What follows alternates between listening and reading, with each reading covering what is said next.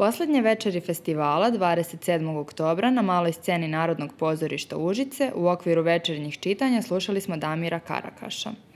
Do sada je objavio knjigu putopisa Bosanci su dobri ljudi, roman Kombetari, zbirku priča Kino lika, roman Kako sam ušao u Evropu, zbirku priča Eskimi, roman Sjajno mesto za nesreću, zbirku priča Pukovnik Beethoven, roman Blue Moon, roman Sjećanje šume te roman Proslava.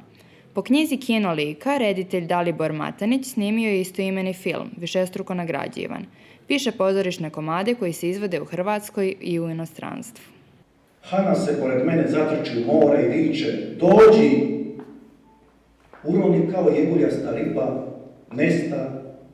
Ja također zaronim, vidim jata riba, a jedan mi kroz krugove u vodi dovikuje: vas blagosilja Bog, nas jastor.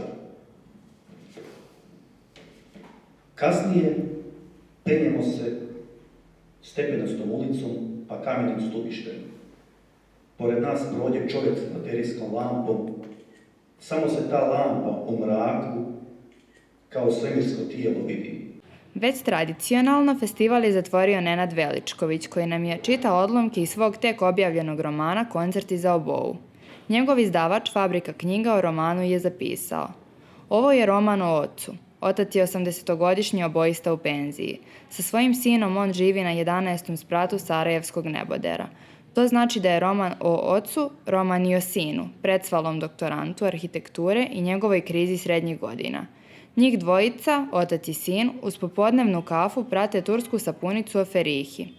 Priča o ocu i sinu i sapunici o Ferihi ubrzo postane i priča o raspadu jugoslovenske države, ratu, i stvarima koje su došle posle toga, kao i onima koje su tome prethodile, a sve je lagano za čitanje i uglavnom smešno. Kreće produkcijska panika.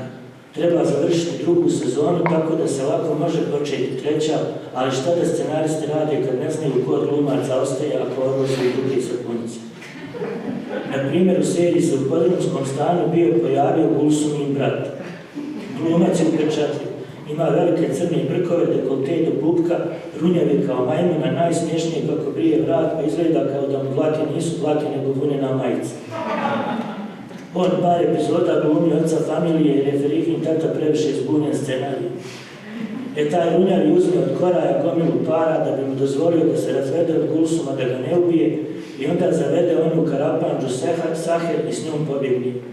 Zamišljam kako je to brakolomstvo primljeno u Pakistanu. Ne znam u koju su drugu seriju otišli. Na odmoru u Kujndel nikad ne nosimo kofere jer se torbe lakše nabijaju u prikažnik. Obojista je nenadmašno genije pakovanja. Drugima ni prikolica ne bi bilo dovoljno, pa ipak kad se pakujemo nazad, nadmaši sam sebe, nađe mjesta za vreću po puški, gajbu patličana, kačicu sirenja.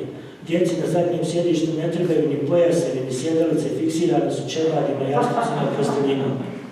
Svako otvaranje vrata kad se jednom zalupe kritično je mjesto povratka, ali se moraju otvoriti barem 2 puta da se štene istoči iz piški.